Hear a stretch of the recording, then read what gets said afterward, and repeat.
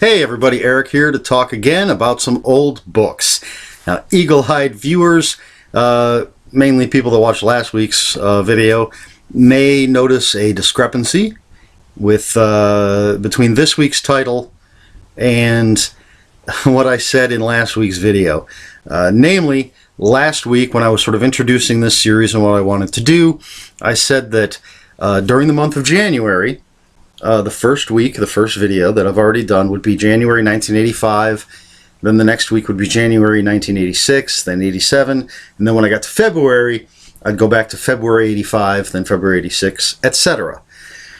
So as I was preparing to make the January 1986 video for this week, I realized that the first book that I read in January 1986 was the fifth book in a series. And not a series like James Bond where you can just read the books willy-nilly, doesn't really matter what order you read them in. This is a 5-book series where all 5 books tell one story. Not that I'm getting into a lot of detail about the stories, but I didn't want to start with the 5th book and then maybe 4 months from now I hit the month where I read the 3rd book and then, no idea where these were going to fall. It would be all kind of jumbled. So I decided instead that I would just do everything in order. So again, last week was January 1985. This video is going to be February 1985. Next week will be March 1985, etc.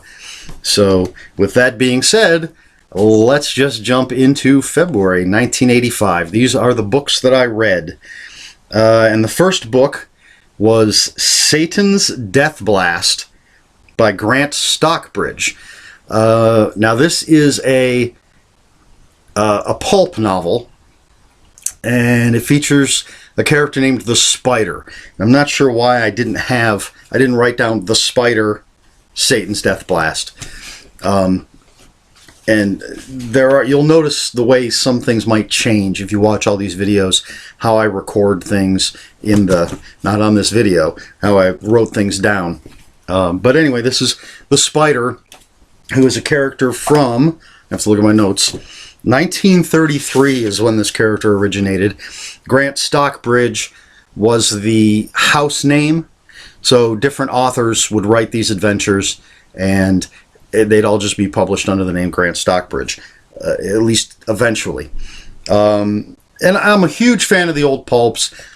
I absolutely I love Doc Savage, probably my favorite pulp character.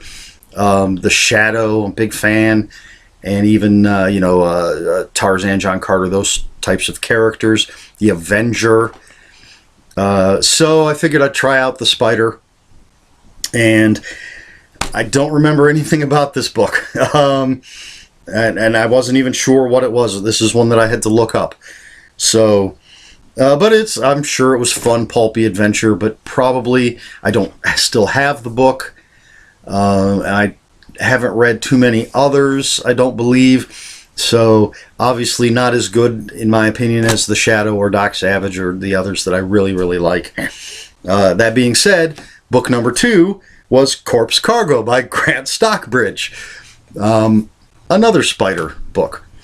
And obviously these were reprints of the old pulp stories. I didn't have the old magazines from the 1930s. And I always love the garish covers, usually pretty cool. And the Spider is a character that's still around.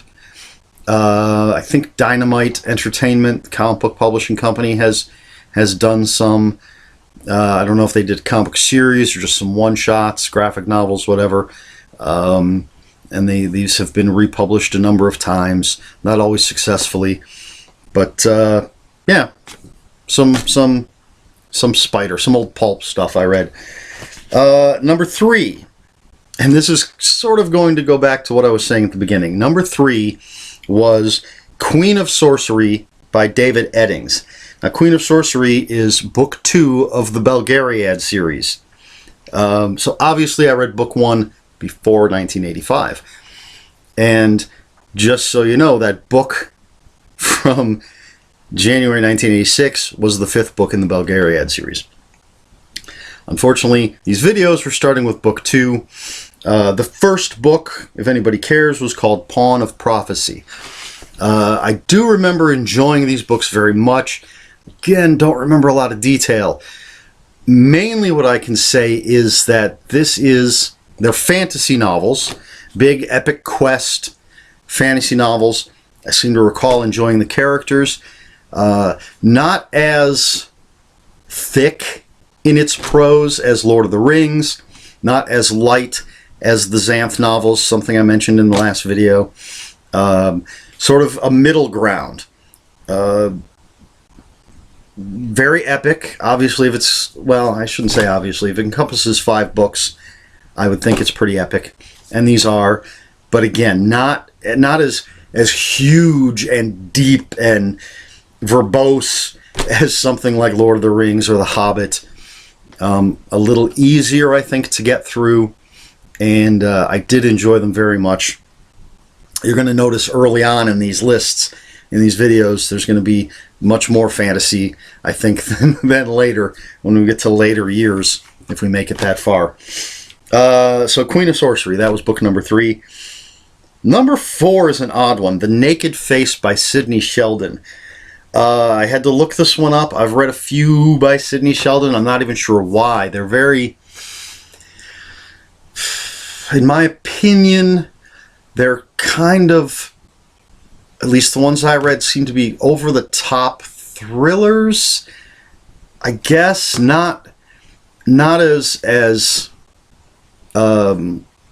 literary, for lack of a better term, as, say, something like Silence of the Lambs. Sort of almost Lifetime movie-ish, I suppose. The Naked Face is about a psychoanalyst who is trying to uncover a murderer. They think a couple of people close to them, the psychoanalyst, have been murdered. The psychoanalyst thinks it might be one of their patients, so they're trying to, without breaking, doctor-patient privilege and all that stuff, they're trying to figure out through analysis which one of their patients may be the killer. Something like that. Nothing special. So where are we at? Number 5, Shattered by Dean Koontz. Somebody asked me in the comments of one of the other videos, I think last week's, or maybe, no, it was the book review I just posted. They asked me if I was not a fan of Dean Koontz, and I told them to pay attention to this video series. Shattered by Dean Koontz is the first Dean Koontz book I ever read, and I did not like it. It is the story, if I remember correctly, and I did not bother to look this one up, there's a family, a husband and wife, and a child. I think it's a son. And they're moving cross-country. The wife has already moved to wherever they're going. The husband and son, or father and son in this case, however you want to put it, they are traveling together across the country, I think with the rest of their possessions. The wife is waiting wherever they're moving to. She's waiting for them. And there's some crazy maniac who is obsessed with the wife, maybe? Obsessed with the whole family. I don't even remember. But he's following the father and son across the country, causing problems. It's written in typical Dean Koontz style. My biggest problem, I absolutely hated the ending. I thought the ending was just... The biggest problem with the ending, I think, was it was so abrupt. And I was thinking about this today on my way home from work, because I knew I was going to record this.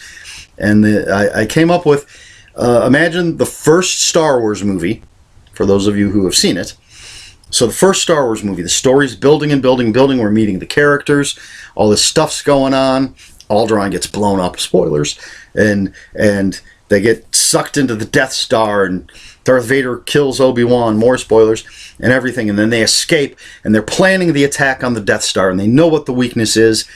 And then an hour and a half in, everybody jumps into their X-Wings, and then you just have one more minute of film. You see Luke fly to the Death Star, shoot his torpedoes, Death Star blows up, and that's the end of the movie. And that's the totality of the Death Star being destroyed. No big trench fights and all the other stuff that's going on. Just Luke jumps in his X-Wing, blows up the Death Star, it's over. That's how this book was. It just, you have all of this buildup, all this tension that's supposed to be building up because these people are being stalked and they're being terrorized and they're traveling across country just trying to get to the wife, and then it just, boom, it happens. It's like, I don't know, a couple pages and then it's over. There's no not even any cool down, no how did the characters react? How do they feel now that it's over? How are they dealing with it? Nothing. It just ends. Hated it. All right, so that's Shattered by Dean Koontz. Not a fan of that book. Next, Sudden Impact by Joseph C. Stinson. This is a novelization of the Dirty Harry movie Sudden Impact. And apparently I just looked at the cover of the book on Amazon, and it does say, a novel by Joseph C. Stinson based on the screenplay by Joseph C. Stinson. But then I think the story is by somebody else. And it's again, just a novelization of the Dirty Harry movie Sudden Impact. Next we have Secret of the Sixth Magic by Lyndon Hardy. This is the second book in a trilogy. The first is Master of the Five Magics. Obviously, again, read that before 1985. And again, just a fantasy series. In the first book, the main character is trying to master the five magics. And I don't remember what they are. It's like thaumaturgy, however you say that. Maybe alchemy, different things. And I think he wants to woo the queen, so he's trying to master the magics so he can prove himself, whatever. And then, so that book introduces the five magics. Now we're introduced in this one to a sixth magic. And I mean, they were fun, they were fine. Fantasy books, nothing super spectacular, nothing bad. I've read some bad stuff, read some amazing stuff. These sort of fall in the middle. Probably not as good as the Bulgariad series that I mentioned earlier, but, fine. After that, so let's see, 1, 2, 3, 4, 5, 6, 7. Number 8 is Modesty Blaise by Peter O'Donnell. And Modesty Blaise is, for lack of a better way to put it, a female version of James Bond. She is a British intelligence agent, goes on wild and crazy adventures. The character started as, online it calls it a strip comic, which I assume means it was a comic strip in the newspaper. But not a jokey one like, Spider-Man has been a comic strip in the newspaper. So you have your daily little 3 panels. And that was quite a while ago. And that comic strip led into novels. And this is the first one. It's just Modesty Blaise. It introduces the character and her crazy spy adventures. And finally, number 9, for February of 1985, we have The Gauntlet by Michael Butler and Dennis Shryak. Can't read my own handwriting. I think it's Shryak, however you pronounce it. And again, this is simply a novelization of the movie The Gauntlet. And again, looking at the cover, these two people that wrote the novelization apparently also wrote the screenplay, but the story was by somebody else. So it's like someone came up with the story idea, these guys wrote a screenplay for it, and they also wrote the novelization. For anyone not familiar with The Gauntlet, it's Clint Eastwood, I believe, has to get somebody from point A to point B, and there's a bunch of people trying to stop him. That's basically it. There's a very similar movie called 16 Blocks that I believe stars Bruce Willis. Same concept. And actually, for anybody that watched the Netflix movie Bright that came out a few weeks ago, as of this recording, I was very much reminded of The Gauntlet. Because in that movie, there are different groups of people going after few people who are trying to get from one place to another. I don't want to give away Bright. I actually enjoyed it, but we're not here to talk about that. So that's it. I read 9 books in February 1985. You got some pulp, you got some fantasy, you got some novelizations of movies, and you've got The Naked Face and the horrible, horrible Dean Koontz novel Shattered. More on Dean Koontz in future videos. So that's it for February 1985.